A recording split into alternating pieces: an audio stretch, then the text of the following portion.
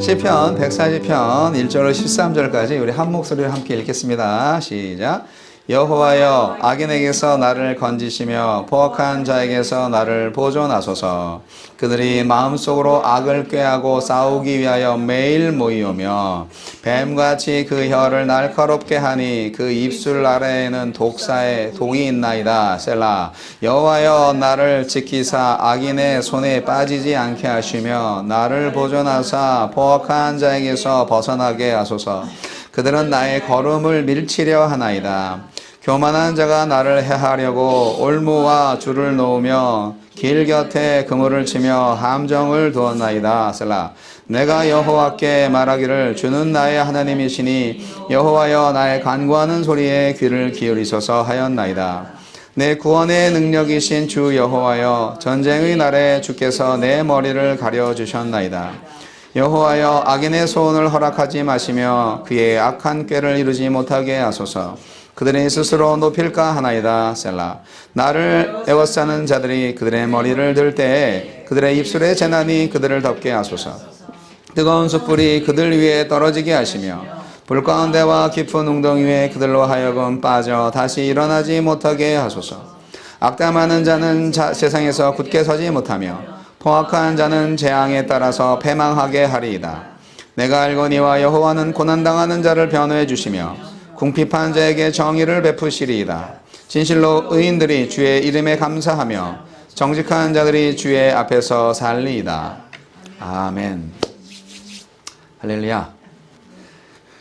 오늘은 다윗의 시 중에서 굉장히 격정적인 분위기를 가지고 있는, 이 시는 다윗의 시 중에서 여러 가지 시가 있죠. 기쁨의 시도 있고 행복한 감사의 시도 있고 그리고 탄식의 시도 있고.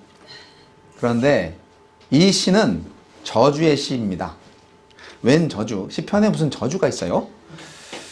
네.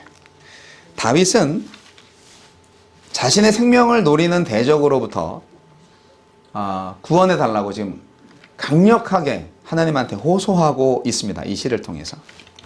다윗 인생을 여러분 아시죠?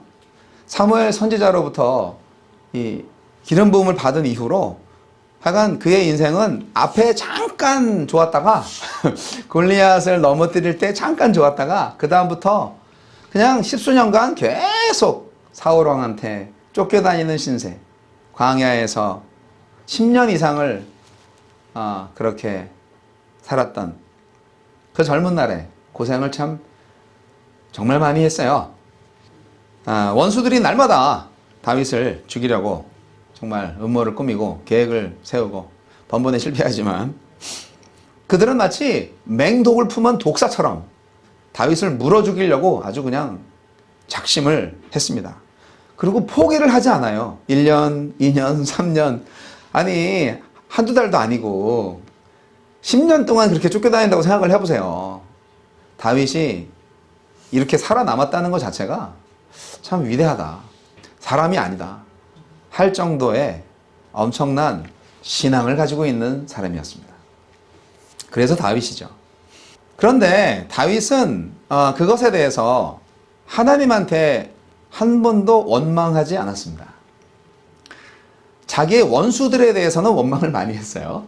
다윗의 시편을 잘 보시면 하나님에게 원망한 적은 없습니다. 그런데 그렇다고 해서 자기를 쫓는 대적들을 축복하지는 않았습니다. 다윗도 인간인지라. 우리가 이거를 잘 생각해야 됩니다. 기독교는 사랑인인데 이렇게 다 용서해 줘야지 이런 말씀들을 하시는 경향이 있습니다. 그 다윗은 구약시대고, 구약시대에는 눈에는 눈에 이는 이루 갚으라고 했잖아. 근데 신약시대니까 7번씩 70번이라도 용서해줘야지. 그런 말씀이 있습니다. 여러분은 어떻게 생각하십니까? 신약시대에 와서도 하나님의 성품이 바뀌셨나요? 하나님의 그 지정의가 바뀌었습니까? 구약과 신약의 하나님이 다른 하나님이십니까? 마음이 바뀌셨나요? 하나님의 법이 바뀌셨나요? 여러분, 구약에 뭐 십계명이 있고 뭐 신약에 무슨 뭐 예수님의 세계명이 있다. 이렇게 너무 간단하게 생각하시면 안 됩니다. 십계명은 십계명일 뿐이고요. 세계명은 세계명이에요. 그냥 함축적으로 말한 거죠. 그런데 발전된 것입니다. 하나님의 계명이 더 디테일하고 더 깊이 넓게 강조된 것입니다. 그리고 이스라엘 민족뿐만이 아니라 이제는 전 세계 인류를 향한 하나님의 법이 그리스도를 통하여서 성취되고 그리스도를 통하여서 또 더 잘 행하게 만드신 것입니다. 그것이 바로 하나님의 구속의 역사인데, 다윗은 그리스도의 예표입니다. 다윗을 보면 예수님을 보게 해요. 다윗은 10년 동안 고생했어요. 아니 그 이상 고생했습니다. 예수님도 고난을 받으셨죠. 그런데 다윗이 죄가 있었나요? 사울 왕을 열심히 섬기고 사울 왕 귀신 들었을 때 그 몸 아플 때 열심히 악기 연주해가지고 병도 고쳐주고, 이스라엘이 위기에 빠졌을 때 적장을 퇴치함으로써 이스라엘 나라를 구원한 민족의 영웅, 나라를 위해서 충성을 바친, 궁전에서 정말 충성을 다한 그 다윗이 무슨 죄가 있었습니까? 다윗이 생명의 위협을 받게 된 이유는 사울 왕의 시기와 질투 때문입니다. 그리고 귀신 들렸던 것과 같은 악신이 들려서 이 사울 왕의 마음이 완전히 바뀐 것입니다. 강팍하게 된 것입니다. 그래서 다윗은 억울하게, 사실 블레셋은 잽시가 안 돼요. 솔직히 이 시편에서 제가 느끼는 다윗의 적이 누굴까? 지금 누구한테 지금 이러고 있는 거지? 블레셋인가? 아니면 다른 이방 민족들인가? 이 시가 언제 어디서 지어졌는지는 알 수 없어요. 그냥 이 이스라엘 백성들의 시편으로 구구절절 이렇게 내려오기 때문에 언제 어디서 지어졌는지는 모르지만, 그러나 사실 다윗의 가장 최강의 적은 블레셋 아닙니다. 이전에 골리앗부터 쳐보신 이 기록이 있기 때문에 블레셋이 다윗을 무서워했지 다윗은 블레셋을 무서워하지 않았어요. 그런데 사울왕은 건드릴 수가 없었어요. 2번, 3번 사울왕을 역으로 죽일 기회가 있었지만, 야, 하나님의 기름 부음을 받은 왕인데 내가 어떻게 죽이냐. 그러니까 이건 좀 핸디캡인 거예요. 싸워서 자기가 공격을 받다가 쳐내고 공격을 하면, 그래서 그가 망하면 더 이상 나를 공격하지 못할 거 아니에요. 그런데 이거는 막기만 하고 공격을 못하는 거예요. 다윗의 이 핸디캡. 그러니까 어떻게 해요? 다윗은 하나님한테 기도할 수밖에. 이것이 하나님께서 터득한 하나님의 일꾼으로서 하나님의 어떤 그 리더십을 가진 그런 지도자로서의 어떤 자격을 나타낼 수 있는 다윗의 품성이 아닌가, 저는 그렇게 생각을 하는데, 악인의 그 거듭된 추격에도 대항하지 않고 끝까지 피하죠. 그래서 나중에 이제 너무너무 힘드니까 블레셋한테 항복, 거짓 항복을 하자. 그래서 블레셋한테 내가 항복했다고 소문이 퍼지면 나를 더 이상 안 따라오겠지. 그럴 정도로 아주 미친 척을 하고 막 그렇게 했어요. 다윗은 그렇게 힘들게 목숨을 연명했답니다. 오늘 이 시편을 보니까 그런 악인들에 대해서 아주 무지막지하게 심판을 해달라는 탄원의 시가, 탄원의 기도가 들어가 있습니다. 어떻게 생각하세요? 우리가 악인들에 대해서 저주해도 죄가 아니구나, 그런 생각 들지 않으십니까? 그런데요, 중요한 것은 그 내가 저주할 대상이 정말 나쁜 놈인지, 정말 천벌을 받을 놈인지, 정말 용서받지 못할 악마의 자식인지, 그거를 확실히 해야 됩니다. 잘못해서 용서받을 수 있는 포텐셜 크리스천, 하나님의 자녀에 대해서 저주하시면 안 되죠. 우리가 정말 열심히 막 싸워요. 그리고 아니 어떻게 당신 나한테 이럴 수 있어? 한참 싸우다가 아니? 당신도 크리스찬이야? 아니 나도 크리스찬인데? 하면서 아유 기독교인들이 이렇으면 문제라니까 이렇게 아주 서로를 탄식하는 경우가 많이 있습니다. 그러니까 과연 상대방을 우리가 저주할 수 있는, 심판해달라고 간구할 수 있는 그러한 사람이 되려면 우리가 그만큼 하나님의 어떤 그 깨끗함, 거룩함, 그리고 통찰력과 분별력, 선악을 판단하는 성숙한 믿음, 이게 있어야 가능한 것입니다. 그렇지 않은 사람들은 상대방을 판단할 자격이 없는 거예요. 다윗과 같은 시편을 쓸 수가 없어요. 왜냐하면 실수로 자기 편을 죽이는 거예요. 하나님의 다른 자녀를 죽이는 거예요. 그것은 하나님께서 기뻐하지 않으십니다. 이게 이제 우리가 잘 판단해야 되고 우리가 성숙해야 될 이유예요. 왜 자녀들끼리 싸우냐고요. 하나님의 입장에서는 다 내 새끼들이야.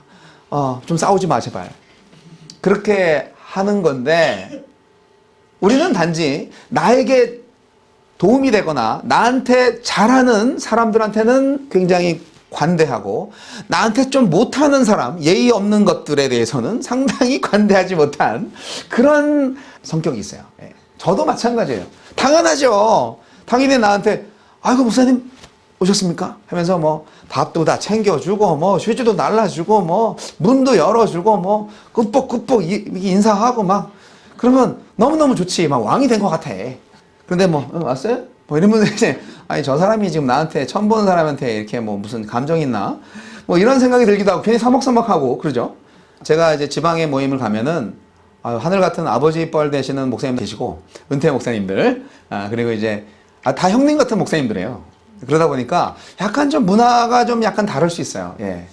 그래서 뭐 다 한국 목사님들이니까 당연히 잘 하려고 애를 쓰지만 간혹 가다가 왜 내 전화 안 받으세요? 이렇게 막 말씀을 하시면 전화를 하셨다고요? 하면서 내가 아주 당황하게 돼요. 괜히 미안해지잖아요. 근데 그분은 솔직히 말해서 왜 쓸데없이 상대방을 미안하게 만드는 거야? 알고 봤더니 잘못 번호를 눌러 놓으시고 난 안 왔는데 그렇게 이제 물론 실수로 또는 운전하다가 또는 뭐 무음으로 해놨다가 못 받을 수도 있잖아요. 그러면 좀 그랬다고 죄송합니다. 그때 좀 무음으로 제가 해놨는데 죄송합니다. 그럼 그러냐고 그렇게 또 이제 풀면 되는데 아니 끝까지 근데 전화도 안 받는 자식 모르면서 이제 그런 표정이 있는 거예요. 예. 그러면 제가 마음이 좀 어두워집니다. 이렇게 같이 식사를 하면서도 목사님이 오해하시면 안 되는데 이런 생각을 갖게 됩니다. 전화번호를 잘못 알아서 전화를 잘못 해가지고 전화를 안 받은 것 때문에 그 사람이 정죄를 받는다면 좀 억울하잖아요. 그렇지 않으세요? 그런데 또 그 목사님 입장에서는 왜 내 전화를 안 받지? 이 선배 10년이나 이렇게 선배는 목사의 전화를 안 받아? 그리고 뭐 리턴콜도 없어? 막 이러면 사실 뭐 예의 없는 것 하면서 또 생각할 수 있어요. 이해됩니다. 근데 오해는 풀어야 된다는 거죠. 그리고 저는 서로가 이해를 할 필요가 있다고 생각합니다. 그러니까 정확하게 무엇이 잘못인가? 그리고 잘잘못이 판명되면 마음을 바꿔야 됩니다. 그래서 정말 누가 하나님의 사람인가, 누가 하나님의 사람이 아닌가를 구분할 수 있어야 됩니다.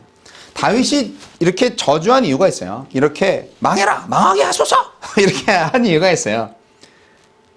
그 악한 세력들은 다윗을 미워한 것이 아니라 하나님의 사람인 다윗을 우습게 알고 미워함으로써 하나님을 욕되게 하고 하나님을 조롱했기 때문입니다. 내가 하나님의 사람이라고 생각했을 때 완벽한 사람은 아니잖아요.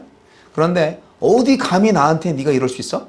라고 하는 것은 뭔가 모르게 나는 너보다 훌륭한 사람이다 라는 교만함이 있어서 그렇게 판단할 때가 많습니다.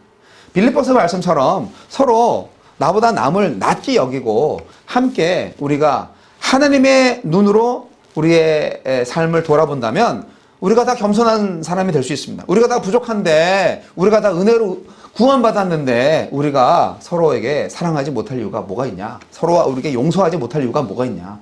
우리도 다 용서받은 사람들인데 라는 생각을 하면서 한 공동체로 갈 수가 있습니다. 그런데 우리 믿음의 공동체 안에서도 그렇게 자꾸 마음에 좀 서글픔이 있는 것은 과연 무엇 때문인가? 과연 그렇게 욕먹을 만한 대상이 돼서 그런가? 또 욕할 만한 대상이라서 그런가? 이걸 잘 생각을 해봐야 되는 거죠. 저는 여러분에게 말씀드립니다. 뭐 예의나 뭐 이런 걸 떠나서 정말 그가 하나님의 사람인가, 즉 하나님 앞에서 그가 죄를 저질렀는가, 이거를 판단할 수 있어야 됩니다. 나한테 아무리 잘해줘도요, 그 인간이 하나님 앞에 죄를 짓는다면 내가 그를 축복할 수 없죠. 무슨 뜻인지 아시겠죠? 다윗은 바로 하나님의 입장에서 악한 이들을 저주하고 그들에게 심판을 기도했던 것입니다. 우리가 이러한 마음으로 우리의 공동체를 돌아보고 그 다음에 세상을 바라볼 수 있어야 됩니다. 그래서 분별력이 필요한 거예요. 야, 저 인간 절대 하느님으로부터 용서받지 못할 사람이야. 완전히 버린 자식이네. 이렇게 판단이 확실히 들면 저주하셔도 됩니다. 어차피 지옥불에 갈 사람이야. 성령을 회방하고 하나님을 조롱하고 하나님의 사람을 아주 무지막지하게 핍박하는 사람들에 대해서 우리는 충분히 저주할 수 있습니다. 그러나 그도 하나님의 사람이라면 그에게 좀 더 잘할 수 있도록 용기를 심어주고, 그리고 나와의 관계 속에서 불편한 점이 있다면 서로가 좀 고백을 하면서 화해를 하시고, 그 다음에 하나님 앞에서 우리 다 같이 겸손하고 거룩해지자, 그렇게 해야 되는 것이 마땅합니다. 오늘 이 시편은 참 다윗의 그 탁월한 그 신앙의 모습을 발견할 수 있는 시입니다. 이 저주시라는 것은 결국 얼마나 다윗이 하나님을 사랑했는가, 얼마나 죄를 미워했는가 하는 것을 알 수 있게 하는 시예요. 여러분, 죄를 미워하시나요? 여러분, 죄에 대해서 어떻게 생각하세요? 여러분, 옛날에 죄 짓던 거 다시금 그 죄를 지으려고 생각을 하면 또 짓고 싶은 생각이 듭니까? 단순히 끊어내고 그냥 세퍼레이트 시키는 것이 아니라 아예 그 죄 자체를 미워할 수 있는 마음이 필요한 거예요. 죄가 뭐냐고요? 다윗에게 있어서 죄란 하느님 앞에서의 교만입니다. 나의 교만도 살펴봐야 되겠지만 하나님의 눈으로 나의 원수들의 교만도 볼 수 있는 눈이 다윗에게 있었던 것입니다. 여러분은 어떠십니까? 제가 너무 수준 높은 신앙생활을 요청하고 계시나요? 요청하고 있나요? 네, 당연한 거잖아요. 우리가 하나님의 눈으로 보고 하나님의 손발이 돼서 이 세상을 구원해야 되는 사명을 갖고 있는 사람들인데, 우리가 본질에서 벗어나서 약간의 어떤 인간적인 마음 때문에 우리가 정말 정죄해야 될 대상을 정죄하지 않고 엄한 사람을 그렇게 정죄하고 그와 어떤 마음의 단절을 가지고 이렇게 살아간다면 정말 기뻐하는 자는 바로 마귀들입니다. 정말 우리의 분열을, 우리의 분쟁을 좋아하는 악한 자들이 있어요. 네. 오늘 승리했다, 오늘 한 건 했어, 이렇게 하는 거죠. 우리 교회 공동체가 분열되고 우리 그리스도인들이 서로 시기 질투하고 막 그러면 얼마나 그들이 잔치를 벌이는지 알 수가 없어요. 그래서 여러분, 저는 우리 사람들이 그 싸움박질하고 마음에 이렇게 좀 상처를 받고 그렇게 좀 기분이 나빠질 때가 언제냐면 뭔가 부족할 때입니다. 예를 들어서 음식이 이제 많이 있어요. 그래서 먹어도 넘쳐나는 음식이 있으면은 내가 이거를 먹고 있는데, 야, 네 거 맛있겠다 해가지고 딱 옆에 사람이 뺏어 먹었어요. 야, 내 건데? 하지만 음식이 여기 많이 있으면 그래, 먹어라, 또 먹으면 되지 뭐, 이렇게 풀어집니다. 그런데 없어, 이거를 뺏기면 나는 없어. 그러면 이 음식을 내가 먹기 위해서 죽을 똥을 살똥 그 상대방의 것을 다시 빼앗으려고 하겠죠. 이게 이제 우리의 죄의 속성을 좀 죽이기 위한 장치입니다. 뭔가 풍성하면 우리가 죄를 지을 수 있는 확률이 낮아져요. 그런데 부족할 때 항상 그걸 다루지 못하는 거죠. 사실 우리 그리스도인이라면은 얼마나 먹고 싶었니? 내가 먹지 못해도 네가 먹어서 행복하다면 그것이 나의 행복이야 하면서 줄 수 있어야 되는 겁니다. 그거 하나 안 먹었다고 제가 뭐 인생이 끝나는 것도 아니고 한두 끼 굶어도 상관없습니다. 그것과 마찬가지로 모든 그 어떤 그 물질적인 것들이 우리에게 참 많은 도움을 주고 즐거움을 주는데, 그런 하나하나 것들이 자꾸 불편하게 되고 내가 하고 싶은데 못하게 됐을 때, 그것을 위해서 많은 사람들이 그런 죄를 저지르지 않기 위해서는 우리가 파이를 하여간 크게 해야 됩니다. 마음의 파이도 크게 하셔야 되고, 우리의 모든 시간과 물질의 파이도 크게 해야 됩니다. 바빠 죽겠는데 이제 도와달라고 요청을 하는데 도와주지 못했을 때, 그러면 왜 나는 이렇게 힘들고 어려운데 왜 도와주지 못할까? 그런데 바쁘잖아요. 그러니까 이제 도와주지 못하면 그것도 어떻게 보면 좀 아쉽죠. 하지만 여러분, 하루에 한 1시간만 일하고 남들 한 달 내내 일하는 것 이상으로 돈을 버시면 여유가 있으니까 도와주기 너무 좋죠. 그렇게 이제 우리가 하나님의 사역을 위해서 파일을 늘려가야 되는 사명이 있는 거예요. 우리가 부여하지 못하면 이 희소가치 때문에 싸움할 수밖에 없어요.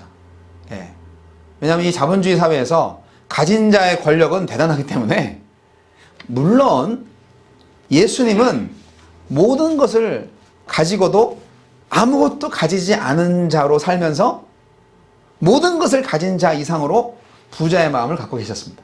사실 그것이 우리의 목표이긴 해요. 우리도 그렇게 살아야 됩니다. 그러나 믿음이 연약한 자들에게는 없으면 죄를 짓게 돼 있어요. 그래서 자꾸 영적 이렇게 하면서 도덕적인 것들을 자꾸 강조하는 것도 물론 필요하지만, 그러나 그런 죄를 저지르지 않도록 환경을 만들어 줄 수 있도록 우리가 좀 배려할 필요가 있습니다. 순간순간 상황마다 다릅니다. 제가 정확한 예를 드리지 못하지만 여러분, 부딪힐 때마다 하느님의 지혜를 구하시기 바랍니다. 그래서 지금 다윗은 어쨌거나 나를 죽이려고 하는 이 나쁜 악인들에 대해서 표현을 하고 있습니다. 아주 그 독사들이라고. 그러면서 자, 악인들을 어떻게 해야 되는지 제가 말씀드리겠습니다. 악인들은 뱀의 혀를 가졌고 그 혀 밑에는 독을 머금고 있습니다. 그러나 두려워하지 마십시오. 그리고 타협하지 마십시오. 하나님은 고난받는 자를 보호하시고 가난한 자에게 공의를 베푸시는 분이십니다. 아멘. 돈 있고 힘 있는 자가 아니라 의인과 정직한 자에게 승리를 주시는 은혜의 하나님이십니다. 공평과 정의를 향한 기도를 하나님이 왜 안 들어주시겠어요? 하나님은 공평과 정의의 하나님이신데요. 그것이 바로 하나님의 성품이에요. 그것이 주여 의를 행하소서, 주여 정의를 이루소서, 이 기도가 바로 하나님의 자녀들이 드려야 할 기도입니다. 나에게 저 사람들이 가지지 않은 부를 주소서, 뭐 이런 거는 조금 약간 애매한 기도입니다. 하나님은 공평하신 분인데 그냥 밑도 끝도 없이 나 돈 많이 벌게 해주세요, 뭐 이렇게 기도한다면 좀 그렇잖아요. 우리가 정말 모든 인류를 사랑하시며 하나님께서 택하신 자들을 구원하실 때 모든 자신의 그 자녀들에게 풍성한 삶을 허락하신 하나님께서 아직까지 하늘나라가 완벽하게 올 때까지 우리는 물질 세계에 살고 있는데, 그렇기 때문에 모든 사람들이 기회의 평등, 그리고 모든 면에서 어떤 인격을 인정받을 수 있는 그러한 삶을 살 수 있는 나라, 그런 삶을 추구하는 어떤 정책들, 그런 거에 우리가 하나님의 마음을 갖고 참여할 수 있어야 된다는 말씀을 드립니다. 그래서 우리가 정치와 경제와 문화와 사회적인 영향력이 있는 교회가 되어야 하는 이유입니다. 물론 저는 정치적인 색깔에 있어서는 언제나 입장을 밝히지 않습니다. 밝히면 안 되고요. 왜 그런지 아세요? 저는 개인적으로 당연히 예를 들어서 뭐 제가 만약에 어떤 나라에, 저 아직은 한국 사람이니까 한국의 어떤 정치 지도자에게 표를 준다고 하면 어쨌든 중간은 없잖아요. 기권하면 안 되잖아요. 누군가에게는 표를 던질 겁니다. 그러니까 당연히 저도 입장이 있는 거죠. 그러나 제가 교회에서 강단에서 그것을 말씀드리지 않는 이유는 교회 안에서 생각이 다른 사람들이 있어요. 나는 애국자야, 그래서 이 사람을 밀어야 돼. 저도 애국자예요, 그래서 이 사람을 밀어야 돼요. 그럴 수 있어요. 그러면 어떻게 해야 돼요? 교회 안에서 우리가 분열되는 것이 하나님 앞에 죄입니다. 그렇기 때문에 생각은 다르지만 하나님께서 생각이 다른 사람들에게 깨달음을 줄 수 있도록 기도하는 것은 사명이고 그를 정죄하는 것은 옳지 않습니다. 그리고 교회 공동체는 언제나 서로 사랑할 수 있어야 됩니다. 분열이 죄라는 거예요. 그래서 그 교회 안에서 덕을 세우기 위해서 교회가 죄를 짓지 않기 위해서 정치적인 어떤 그런 부분에 입장을 공식적으로 말씀드리지 않는 것이죠. 또 그래야 하고요. 그래서 그런 것을 공공연하게 표현하는 분들은 교회 공동체를 좀 배려할 필요가 있다라고 생각이 듭니다. 교회 교인들을 막 선동해서 뭐 어떤 한쪽 편으로 몰고 가는 분은 제가 볼 때는 사꾼 목자라고 생각합니다. 그것은 좀 하나님의 뜻은 아니라고 생각합니다. 그러나 우리는 기도해야 됩니다. 하나님을 경외하는 지도자가 선출될 수 있도록, 민주주의 국가에서 말이죠. 그리고 모든 관리들이 정말 정직하게 공평과 정의를 행하는 그러한 리더십을 발휘할 수 있도록 기도해야 되고, 우리가 공평과 정의 하나님의 눈으로 잘 살펴보면서 일을 잘하고 있나. 왜냐하면 공적인 그 유익을 가져다주는 그런 자리에 있는 사람들이잖아요. 지금 공공행정이 잘 운영되고 있나. 이런 것들을 잘 살펴서 계속 건의를 해야 되는 거죠. 그것이 이 사회에, 이 나라가 하나님의 공평과 정의의 법대로 이루어져 가는 질서 있는 하나님의 나라에 가깝게 되는 그러한 축복의 결과를 가져올 수 있는 조치인 것입니다. 그래서 선교적 교회는 단순히 복음을 전해서 예수 믿고 구원받고 천당 가야죠 하는 그 복음만을 전달하는데 모든 것을 거는 그런 교회가 아니고, 우리의 모든 삶 가운데에서 하나님의 사랑과 정의가 선포되고 실현되는 것을 보는 교회입니다. 그렇지 않습니까? 예수님의 복음을 잘 생각해 보세요. 예수님의 복음, 예수님이 주신 사명, 가르쳐 지키게 하라. 지키라고요. 뭐를요? 예수님의 황금률 다 기억하시죠? 그 황금률에 나와 있는 기독교 윤리의 보석 같은 교훈들 다 지켜 행하셔야 됩니다. 그렇지 않고는 기독교인이라고 어디 가서 말하시면 안 되는 거죠. 좀 강하게 말씀드리면 오늘 아까 두 번째 창에 있던 You Shall Overcome은 이제 그 마틴 루터 킹 목사의 그 인권 운동하고 아주 많이 관련이 있는 포크 가수죠. 존 바이즈라는 가수가 불러서 우리나라에도 이렇게 전달이 돼서 뭐 무슨 의미인지 모르지만 그 노래가 좋으니까 많은 분들이 알고 있는 곡인데, 뭐 이거를 어떤 사람들은 흑인 연가라고도 하기도 합니다. 네. 이게 이제 그날이 올 것이다. 미국 교과서에 나오잖아요. 마틴 루터 킹의 그 연설문이 지금도 회자되는 명연설문 아닙니까? 피부색 때문에 차별을 받는 나라를 우리 후세들한테 물려주고 싶지 않은 그 강렬한 마음이 하나님의 양심으로부터 나오지 않았다면 그의 선동은, 그의 외침은 과연 무엇이란 말입니까? 선교적 교회가 정치적인 교회가 되라는 얘기는 절대 아니에요. 그러나 모든 영역에 있어서 우리가 하나님의 눈을 가져야 된다. 하나님의 입술을 가지고 선포를 해야 된다는 것입니다. 왜 잘못이 생겨나고 막 불평등과 부정이 막 일어나고 있는데 왜 침묵하냐 이거죠. 그것을 보았으면 말을 해야 된다는 거죠. 침묵함으로 같은 죄를, 그러니까 그의 범죄를 입을 막음으로써 그의 범죄를 그냥 내버려두는 그야말로 간접적인 공범자가 되는 것이죠. 네, 이게 이제 우리에게 도전을 주는 다윗의 이 저주시를 통하여서 주시는 하느님의 교훈이고 또 가르침입니다. 우리도 이렇게 기도하며 노래할 수 있습니다. 우리를 악인에게서 보호하소서. 그리고 두 번째로 악인에게 보응하소서. 네. 그 다음에 약자들을 변호하소서. 개역 한글 성경에는 신원하소서로 되어 있습니다. 여러분, 악은 악이라고 말할 수 있어야 됩니다. 너 거짓말했잖아. 이것과 이것 둘 중에 하나는 거짓이고 하나는 참이야 라고 말할 수 있어야 됩니다. 그리고 다윗처럼 이 세상에는 악을 심판하는 절대자가 확실히 있다라는 것을 이 지구상에 악을 행하는 자들한테 가르쳐줘야 됩니다. 공식적으로 미국은 자유민주주의를 실현한 대표적인 나라입니다. 그래서 독재 국가에 대해서 그렇게 관대하지 않습니다. 기본적으로. 지금도 공산국가의 나라들의 어떤 그 잘못된 독재자의 법, 그런 것들에 대해서 우리가 선포할 수 있어야 됩니다. 미국의 어떤 기업들이 욕먹는 걸 봤습니다. 어떤 공산국가 나라에 물건을 더 팔기 위해서 공산국가 나라에서 어떤 다른 나라의 인권을 막 유린하고 인권을 막 짓밟는 것에 대해서 왜 동조하고 찬성하는가? 그것은 인권 유린이다 라고 말을 한번 함으로써 그 기업에 이제 그 물건을 하나도 못 파는 일이 벌어질까봐 꾹 다물고 있는 거죠. 말을 했다가도 죄송합니다 이렇게 사과를 하고. 네, 여러분 신문 기사를 보시면 그런 기업이 누군지 아실 거예요.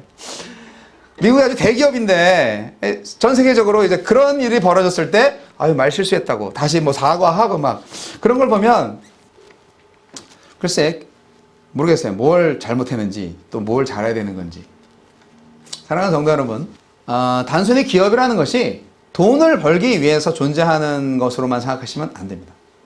오늘날에는 이 기업의 힘이 엄청 큽니다. 기업가들은 계속 그런 그 물력을 이용해서 막 그 국가의 산업과 그 밖에 문화까지도 막 바꿉니다. 여러분 그 우리나라의 그 K-팝 또는 음식이나 드라마나 그 밖에 한류 문화로 말할 수 있는 여러 가지 컨텐츠들이 그 다른 나라의 문화를 바꾸고 있고 다른 나라의 생각까지도 바꾸고 있는 거 여러분 아시죠? 네. 그런 걸 보면 참 신기합니다. 예. 그래서 그 기업이 어떻게 입장을 말하고 그 기업이 어떠한 그 조치를 하느냐에 따라서 한 나라의 경제와 또 사회와 문화가 국민의 의식이 영향을 받을 수도 있다는 것이죠. 그래서 기업가들은 공인으로서의 마음가짐을 가져야 됩니다. 사업을 하시는 분들은 처음부터 기업가가 된다는 것은 대통령 이상으로 하나님의 공평과 정의를 가지고 사랑을 실천할 수 있는 능력을 기르시기 위해서 기업을 발전시킬 사명이 있는 것입니다. 세계 평화를 위해서 또 세계 풍성한 행복한 지구를 위해서 기업 활동을 열심히 하셔야 되는 거예요. 그런 것을 성교적 교회의 목표라고 저는 생각을 합니다. 이것을 위해서 하나님께서 예수 그리스도를 이 땅에 보내셔서 벌레만도 못한 이 죄인을 위해서 대신 죽게 하셨고 이 생명을 얻어서 하나님의 복음을 통하여서 날마다 새롭게 변화되고 성숙하여 주님의 나라를 앙망하고 그 나라를 통치하시는 하나님을 영원토록 찬양하고 예배할 수 있는 큰 은혜를 받은 것 아니겠습니까? 그래서 여러분 다윗이 오늘 노래한 것처럼 긴급 구조 요청과 같은 오늘의 시, 하나님께 드리는 악인들에 대한 고발장, 우리도 그렇게 기도하면서 노래할 수 있다. 저는 그렇게 말씀을 드립니다. 사랑하는 성도 여러분, 우리는 이러한 지경에 있죠. 네. 3절 4절 말씀 보면 뱀같이 그 혀를 날카롭게 하니 그 입술 아래에는 독사의 독이 있나이다. 여호와여 나를 지키사 악인의 손에 빠지지 않게 하시며 나를 보존하사 포악한 자에게서 벗어나게 하소서. 이렇게 기도할 수 있습니다. 벗어나게 해달라고 그냥 타도나는 시죠. 그러나 이제 마지막에는 하나님의 심판을 믿고 이렇게 기도할 수 있습니다. 악담하는 자는 세상에서 굳게 서지 못하며 포악한 자는 재앙에 따라서 패망하게 할 것입니다. 내가 알거니와 하나님은 고난당하는 자를 변호해 주시며 궁핍한 자에게 정의를 베푸시는 분입니다. 진실로 의인들이 주의 이름에 감사하며 정직한 자들이 주의 앞에 살 것입니다. 그렇게 노래하고 있지 않습니까? 우리 미셔널 처치 여러분, 의인들이 되셔서 정직한 자가 되셔서 언제나 주님과 동행하시며 주님의 앞에서 뛰놀 수 있는 그러한 삶을 사시기 바랍니다. 오늘 저는 여러분에게 말씀드립니다. 다윗처럼 죄를 미워하시고 애매하게 고난을 받을지언정 원망하지 마시고 감사와 찬양으로 고백할 때 하느님의 마음으로 의롭지 못한 자를 벌하고 또한 공평하지 못한 자들을 저주하는 그러한 찬양식 가운데에서 공의와 공평과 정의를 이루시는 하나님으로 인하여 만족하고 감사하며 찬양하는 그러한 인생을 사시기를 바랍니다.